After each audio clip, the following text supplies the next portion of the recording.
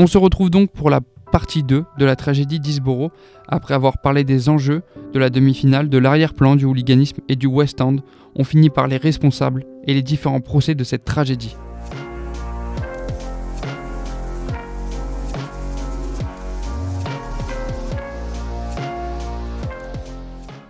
Pour se couvrir et essayer de cacher ses responsabilités, la police a immédiatement accusé les supporters d'être responsables du drame. Cette version a été contestée par les familles des victimes, mais est restée la thèse officielle pendant plus de 20 ans.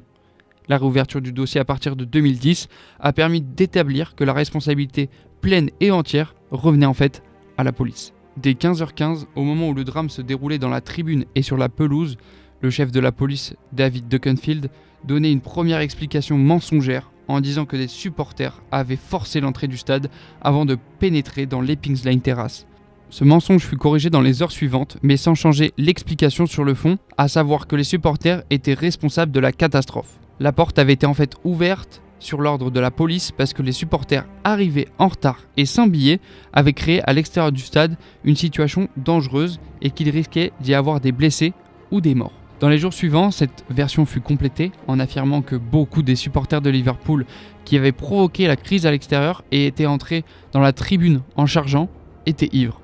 Pour essayer de conforter cette affirmation, la police avait fait procéder à des prises de sang sur l'ensemble des personnes décédées dans la catastrophe, y compris les enfants, ainsi que sur certains blessés hospitalisés pour déterminer l'alcoolémie. De même, les proches des victimes qui venaient d'identifier un ou plusieurs corps ont été interrogés dans la nuit du 15 au 16 avril par des officiers de police qui leur demandaient quelle quantité d'alcool chaque victime avait bu et quelle quantité elle avait l'habitude de boire avant chaque match.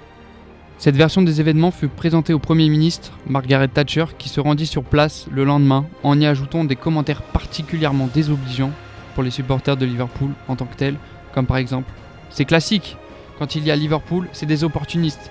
Ils sont à l'affût pour choper un billet, pour en voler un. » Pour renforcer la version officielle de la South Yorkshire Police, près de 200 rapports rédigés par des policiers en service ce jour-là ont été modifiés à la demande de la hiérarchie. Moins d'une heure après l'ouverture de la porte C, la version de la police était diffusée à la radio.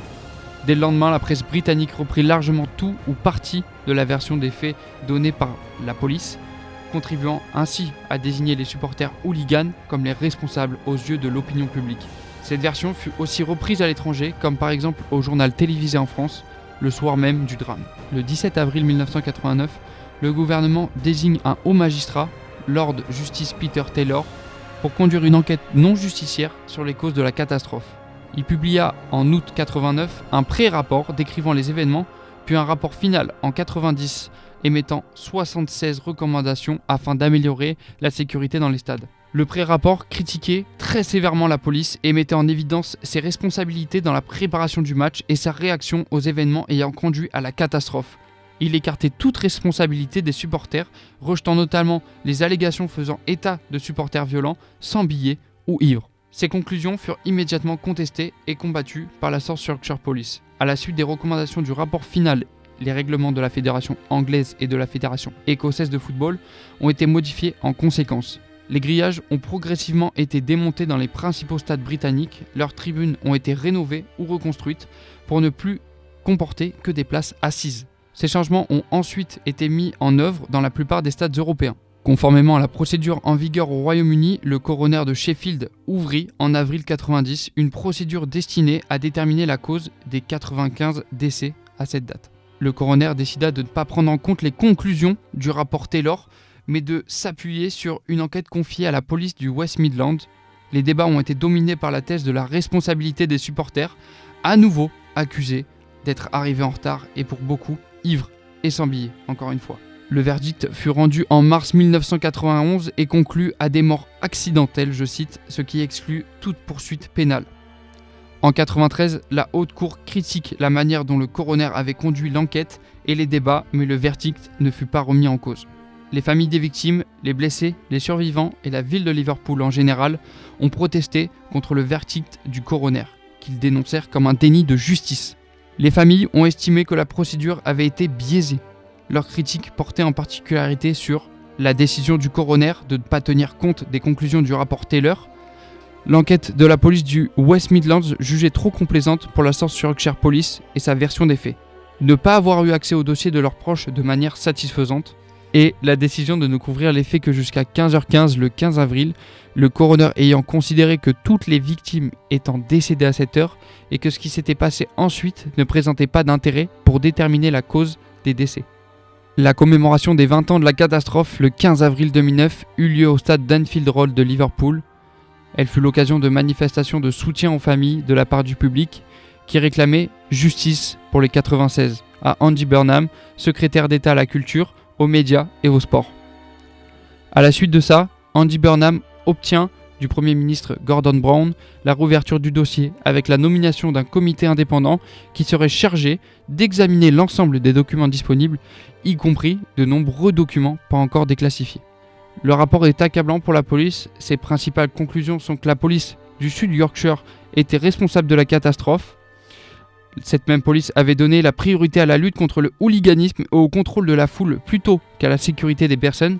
Des fautes graves avaient été commises par les officiers qui commandaient ce jour-là, notamment en donnant l'ordre d'ouvrir la porte C sans prévoir les conséquences.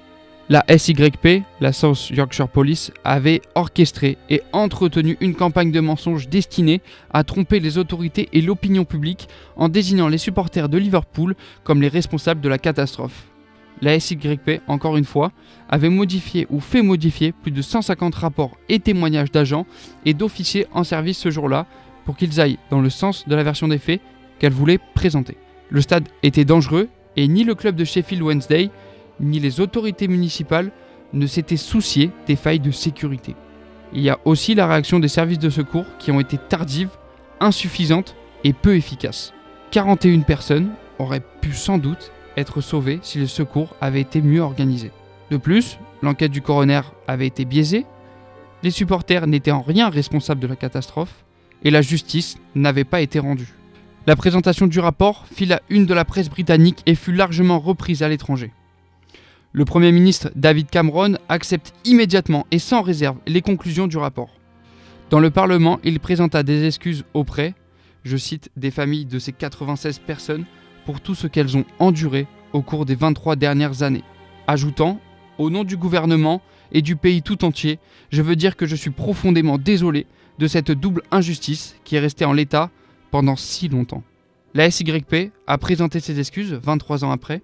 En décembre 2012, la Haute Cour a cassé le verdict du coroner de 1991, ouvrant ainsi la voie à une nouvelle enquête. Une nouvelle enquête, par un nouveau coroner, destinée à déterminer les causes de chacun des 95 décès. Au regard de la législation alors en vigueur, le 96e décès, survenu plus d'un an après les faits, ne pouvait pas être couvert par cette procédure et la 97e victime était alors en vie. Il va donc débuter en mars 2014 à Warrington. Elle va durer 2 ans et ce fut la plus longue histoire judiciaire britannique. L'ensemble du dossier fut examiné et 800 témoins ont été entendus.